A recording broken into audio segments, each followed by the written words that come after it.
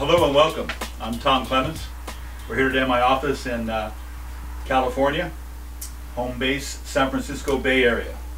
I'm a professional writer, a former college English teacher, and a longtime SAT tutor, as well as physics, calculus, and chemistry tutoring.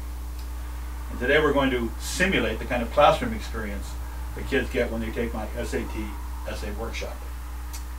We're going to base our work today on my book, How to Write a Killer SAT Essay. It's a top seller on Amazon and the key to top scoring essays for hundreds of my former SAT students.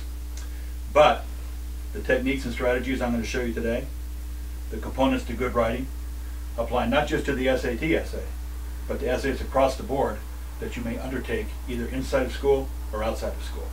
So, let's get it started. I'm here today with some of my students. Say hello to the camera, guys.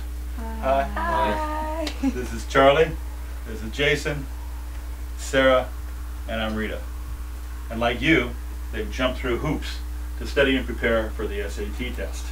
Well, they've survived the test and you can too, as long as you get off to a good start on the first and the most intimidating, the most fear-inducing section of the test, the SAT essay. The College Board, who's not necessarily your friend, gives you a measly 25 minutes to create a structurally sound, narratively cohesive, intellectually provocative piece of prose. Piece of cake, right? Yeah, right. Well, here's the thing. It's an impossible task unless you prefabricate your material beforehand. You don't have time to sit back when the test begins and compose an extensive outline. You don't have time to sit back and think about original content examples and develop them from scratch. Not going to happen. You got to hit the ground running. And that means you've got to prefabricate your essay before you ever enter the testing area. Prefabricating means prepare beforehand. And you have to prefabricate your content examples. You have to prefabricate your introduction and transitions. You have to have prepared a good writing style by practicing SAT essays before the test.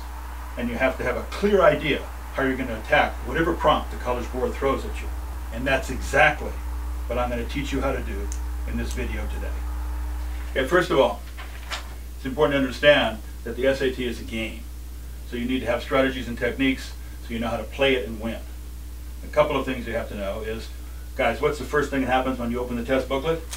What's staring you in the face? Essay prompt. Blank space. Blank space. Essay prompt. 2 pages of terrifying white space. Now how much time do you have?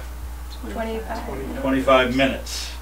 So you don't have a lot of time to think about what you're going to be doing. You have to have the motto of the Boy Scouts, which is Be prepared. be prepared. Exactly. In other words, you have to come into this test already knowing what your content examples are going to be, already knowing what your transitions and structure is going to be like, because you've got to fill out these 2 pages of terrifying white space.